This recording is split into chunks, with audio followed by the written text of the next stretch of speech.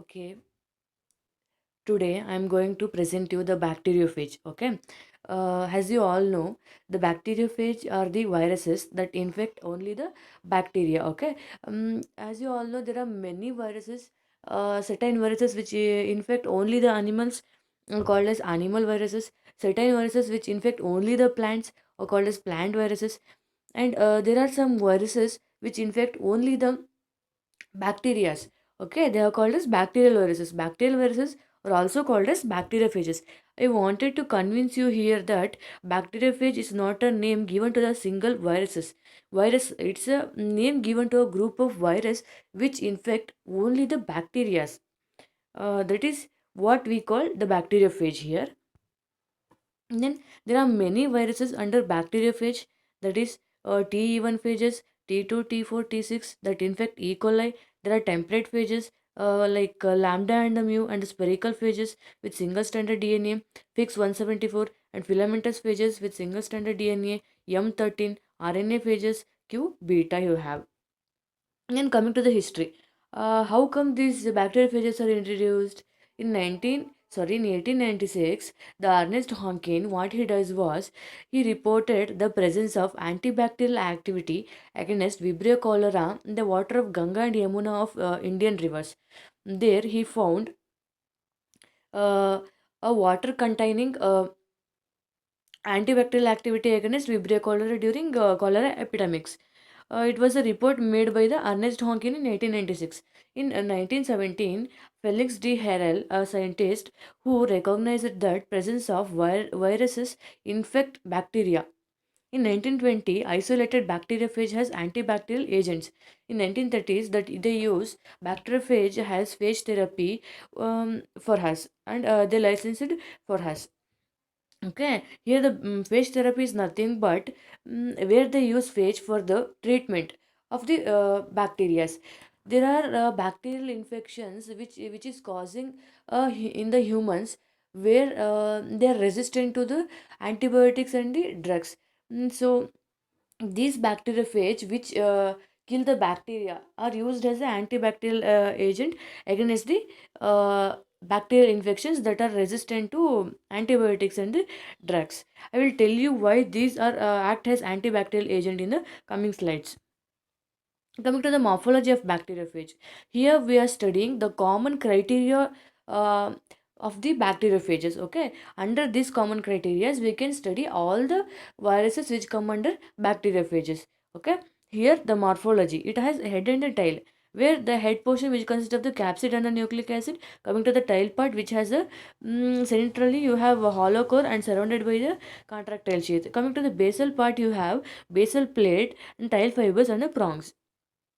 Coming to the life cycle of the bacteriophage, here the bacteriophage exhibit two types of life cycle, that is the lytic cycle and the lysogenic cycle. Whereas some viruses will exhibit a lytic cycle, whereas some viruses will exhibit lysogenic cycle.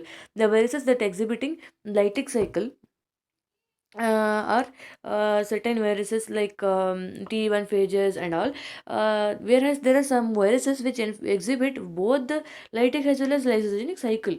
Okay, then coming to the lytic cycle, here intracellular multiplication of the phage culminates in lysis of host bacterium and release of progeny viruses.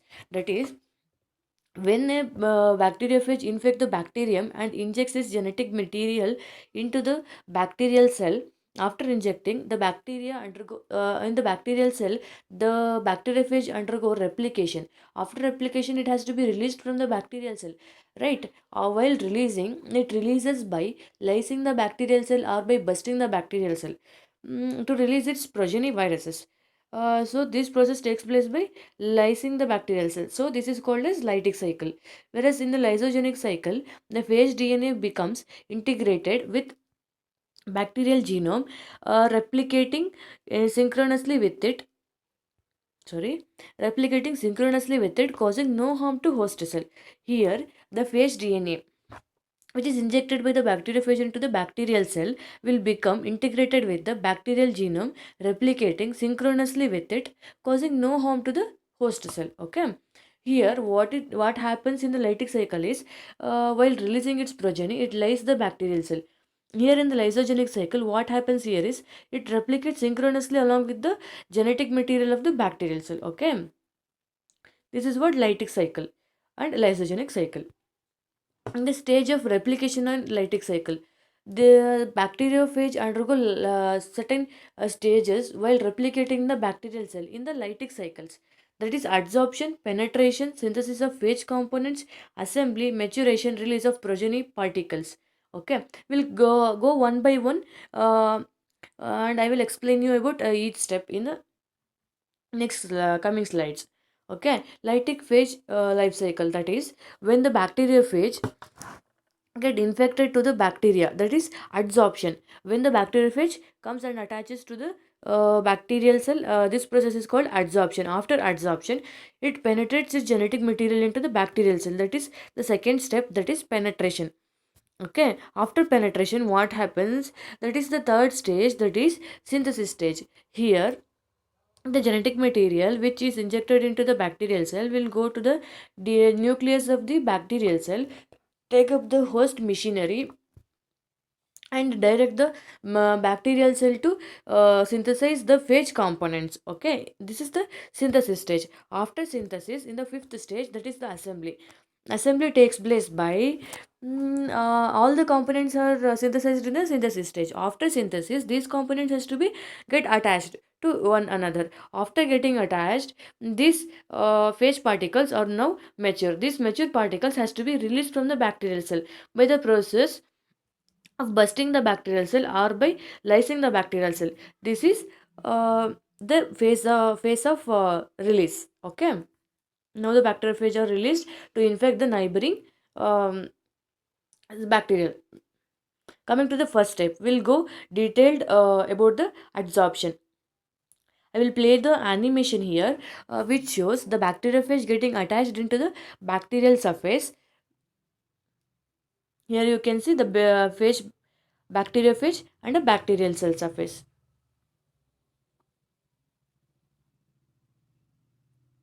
Here what you can see is, first the tile get attached to the bacterial surface. After getting attachment, the adsorption takes place. Here the adsorption is a specific process which requires the presence of complementary chemical groups are to be present on the surface of bacteriophage as well as on the surface of bacterial cell wall. Okay, so here chemical groups which are complementary to the each other should be present. So it's a specific process. So all the bacteriophage cannot get adsorbed on the E. coli. There are certain phages, that is the T1 phages type of bacteriophage can only get adsorbed on the surface of bacteria here. Okay, then coming to the next point, that is the cofactors. Here this process of adsorption requires the presence of certain necessary cations, that is the cofactors. Next slide. Here you have bacterial receptor sites, that is as I told in the previous slide that there should be receptor should be present, that is complementary receptor should be present on both the bacteriophage basal plate as well as on the bacterial surface. Here the bacterial receptors where those are present is on the cell surface of the bacterium and on the surface structure of the bacterium and on the appendages of the bacterium. Okay, in the bacterial protoplast are not affected by the phage. Why? This question you can answer in the comment section. Okay, the infection of bacterium by the naked phage nucleic acid is known as transfection. That is the bacteriophage which infect the bacterium by penetrating its genetic material. That is here they have told that naked, that is it penetrates only the genetic material into the bacterial cell. This is called as transfection. Then coming to the penetration, it's a second stage in the lytic cycle of the bacteriophage reproduction. Okay, I will play the animation here which shows the penetration of genetic material from the bacteriophage into the bacterial cell. Okay,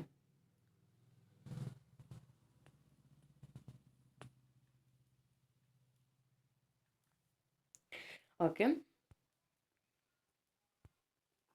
Coming to the explanation part here, what happens here is the basal plate and the tile fibers are held firmly against the cell, causing hollow core to pierce through the cell wall. Here, the basal plate of the bacteriophage and tile fibers are held tightly against the bacterial cell wall. After that, what happens is the hollow core will pierce the bacterial cell wall. Contractile sheath derives its energy from the ATP on the tail of the phages. Here, in the tail of the bacteriophage, you have a ATP, which contractile sheath obtains the ATP from the tail fibers and contracts. Okay, then helping the bacteriophage to penetrate its hollow core into the bacterial cell. Then phage injects DNA to the bacterial body through the hollow core. Then penetration may be facilitated by phage style lysosome, which makes hole on the bacterial wall for the entry of the phage core. Here, the tail which has a lysosome which helps in making the hole on the bacterial wall and making the bacteriophage to pierce its genetic material through that hole via the hollow cores. Okay, after that, penetration, the empty head and the tail of phage remain outside the bacterium as a ghost. Okay, here only the genetic material will inject into the bacterial cell. After injecting the genetic material, the bacterial empty bacteria with the head, tail, and the contractile sheath will remain outside. Okay, that is called as ghost here. Coming to the synthesis stage, here all the particles have been synthesized. Okay, in this stage, you have here early proteins. The first product to be synthesized are the enzymes for building of complex molecules of the phage. Okay, then late proteins, the protein subunits of phage head and tail are synthesized are called late proteins. Synthesis of bacterial protein, that is DNA and RNA, completed here. Okay, in the synthesis stage, all the components of the bacteriophage get synthesized. That's it. Okay, in the fourth stage, you have assembly and maturation. Here, assembly is nothing but all the synthesized particle in the previous stage get attached to one another, then making a mature phage here. That is what the DNA condenses into the compact polyhedron and packed into the head. Then tail structures are added to the head structure. This assembly of phage components into the mature infective phage particle is known as maturation. Okay, now the mature phage is ready in the bacterial cell. After maturation, these mature phage particles has to be released from the bacterial cell by the process of lysing the bacterial cell or by busting the bacterial cell. This is called as lytic cycle. After this, during replication of the phage, bacterial cell wall get weakened. Okay, weakened cell wall get acted on by the phage enzymes. Okay, the enzymes which are released by the phage get acted on the bacterial cell wall, making the bacterial cell wall burst or lyse and resulting in the release of mature daughter phage. Okay, this is what completes the lytic cycle of the bacteriophage in the bacterial cell. Then coming to the lysogenic cycle, this lysogenic cycle is also called as temperate cycle. Okay, then in the first stage, here you have bacteriophage get attaching into the surface of the bacterium. After getting attached into the surface of the bacterium, the second stage, what happens here is penetration.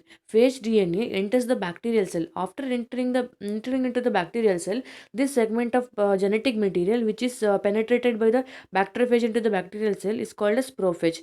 This segment of prophage get integrated with the DNA of the bacterium. Then integrated DNA will become and act as the genetic material of the bacteria, then replicate along with the bacterial genetic material. After that, these cells may exhibit new properties. Okay, this is what lysogenic cycle all about.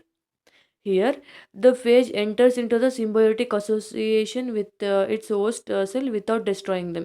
That is what they are trying to tell here is in the lytic cycle, what happens is it releases its it releases its progeny bacteriophages by lysing the bacterial cell. That is by killing the bacterial cell.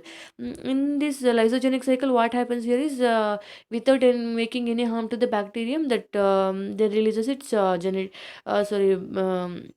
undergo replication synchronously without forming any harm to the bacterium. Okay, in second point, after entering into the host cell, the temperate phage nucleic acid becomes integrated with the bacterial chromosome. This integrated phage nucleic acid is known as prophage. The prophage behaves like a segment of the host chromosome and replicates synchronously with it. This is called lysogeny. The prophage confers certain new properties on the lysogenic bacterium. This is known as lysogenic conversion or the phage conversion. This is due to the synthesis of new protein coded for by prophage DNA. Here, what happens here is, um, after the phage inserts a genetic material, this genetic material get integrated with the bacterial genetic material. After integrating, this undergoes transcription, translation, and producing proteins which are coded by the prophage part of the genes. These coded proteins which exhibit a new property in the bacteria. Okay, and this is what the phage conversion says about it. Diphtheria bacillus with prophage produce toxins. It is determined by presence of phage beta. Elimination of phage abolishes the toxigenicity of the bacillus. I will explain you this example in the next slide where it makes you better understand. Okay, here you need to apply the bacteriology knowledge here. What happens here is the diphtheria bacillus, the bacillus which causes diphtheria disease in the humans.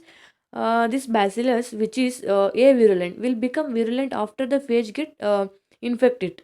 Okay, what happens here is the phage which injects its genetic material into the diphtheria bacillus. After injecting its genetic material into diphtheria bacillus, this DNA segment of the phage get integrated with the DNA segment of the DNA genetic material of the not a DNA here, consider a genetic material, genetic material of the bacterium, and after it undergoes transcription, translation, and expresses its property. That is, it produces the genes which code for DT toxins. This DT toxin gene coded will lead to the diphtheria in the human. When the diphtheria bacillus get infected with the bacteriophage, will infect the human, will cause a disease called diphtheria. This is how bacteriophage leads to the human infections.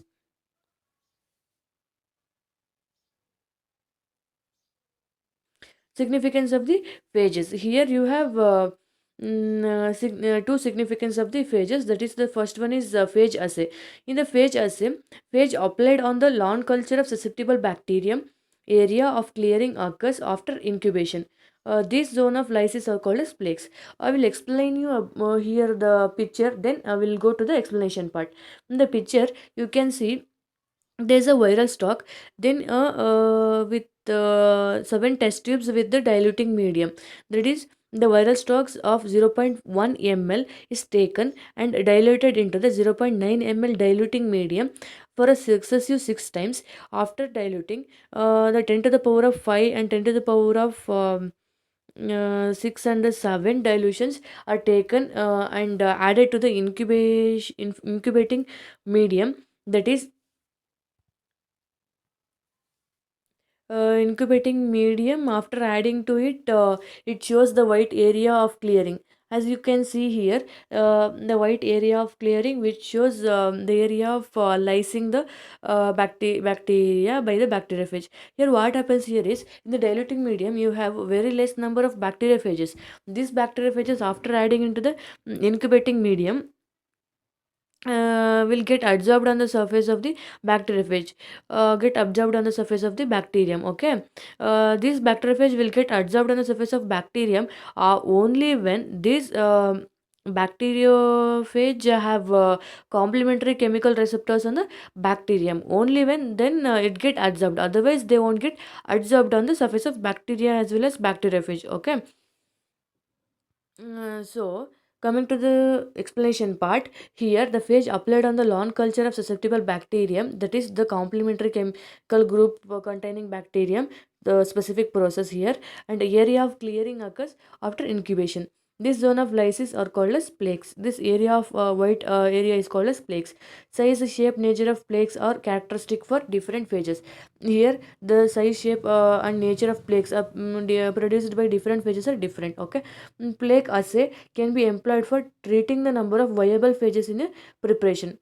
Plaque assay can be employed here for treating number of viable phage in the preparation. That is, in the diluting medium, containing the phage particles after incubating into the bacterium will undergo replication only when they are able to replicate. Here viable means they are able to replicate. Okay, so when they are incubated under the bacterial surface, the white area of opacity is produced only when they have a capacity to mm, multiply.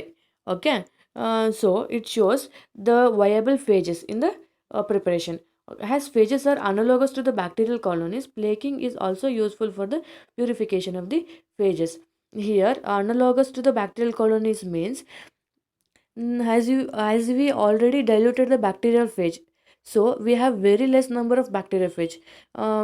When the bacteriophage are incubated to the bacterium, it shows will undergo adsorption and lysis. So the number of areas which it are showing the white area of opacities shows number of bacteria get adsorbed by the bacteriophage and lysed. So the plaking area will give number of bacteria as well as number of phages here. Plaking is also useful for the purification of the phage. While in the preparation you have phages. Okay, in the diluting medium you have a phages.